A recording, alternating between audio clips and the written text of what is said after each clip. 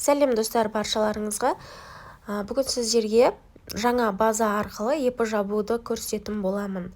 Ең алдымен мен каналыма тіркеліп, лайк басып, комментарий жазып қолдап кетіңіздер. Сіздер ескі база арқылы өздеріңіздің отчеттарыңызды тапсырып алсаңыздар болады. Егер де жаңа база арқылы тапсыра алмасаңыздар, тапсырған отчеттарыңыз осы новый базада шығып тұру керек. Ары қарай біз енді налоговый заявлениеге, прекращениеге жіберетін боламыз. 29-ші форманы таңдап.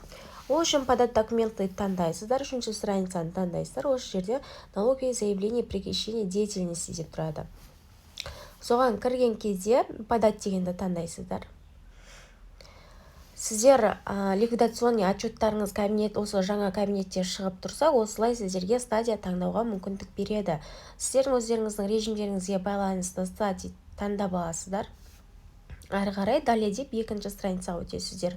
Бұл жерде екінші страницада ең алдымен сіздерде кассовый аппараттарыңыз снять етілген болу керек. Соны егерде кассовый аппараттарыңыз снять етілсе, ана жерге соны PDF форматқа сохранить етіп қоясыздар. Ары қарай осы налоговое заявление снятие с учета деген жерге тіркеп қоясыздар PDF форматтағы файлдарыңызды. Енді келесіде бізде алдыңғы ИП жабуға жіберіп жатқандай, біз КБК номерлерді жазатын едік қой, 101, 202 деген сияқты. Сол КБК номерлеріңізді осы жерге жазып шығасыздар. Ең алдымен 101, 202 EPN налогтарыңызды жазасыздар, иә?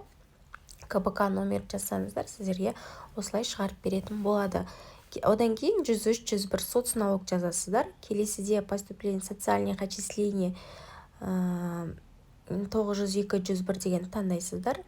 Осылай барлығын жазып болғаннан кейін добавить деген болады ғой астында. 5-еуін, 6-еуін жазасыздар, өздеріңіздің салған ипларыңызға салған КБК номердегі. Осы жерге жазып шығасыздар. Пенсионка, ОПВР, социальное отчисление, медстраховка барлығын жазып боласыздар, иә? Одан кейін далее дегенді таңдайсыздар. Бұл жерге екі жерге де галочка қойып шығасыздар. Мен таныстым деген сияқты. Сосын государственный органы деген жерге бұл жерде автоматически шығарып береді сіздерге. Әрі қарай сформировать дегенді таңдайсыздар. Әрі қарай бұл жерде сіздердің отчеттарыңыз тексеріп жатыр. Кішкене күте тұрасыздар. Міне күтіп болған соң осылай шығады сіздерде. Ана жақта сіздердің тапсырған отчеттарыңыз шығады. Міне біздің жіберген қазіргі отчетымыз осылай шығып тұрады. Көріп алсаңыздар болады. Міне бұрынғыдай шықты. Енді подписаться и отправить деген бөлімді басасыздар. ЭЦП ключтарыңызбен қол қойып жібересіздер осы жерде.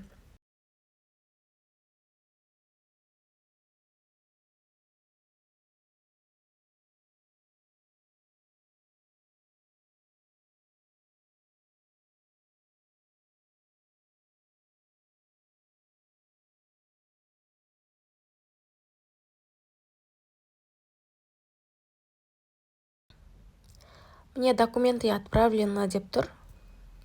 Сіздердің заявкаларыңыз кетті. Енді оны налоговое заявление бөліміне барасыздар. Міне сіздердің жіберген нелеріңіз тұрады. Прекращениеге жіберген заявлениелеріңіз тұрады. В обработке де тұр. Енді ипларыңыздыңқы 15-20 күн арасында жабылатын болады.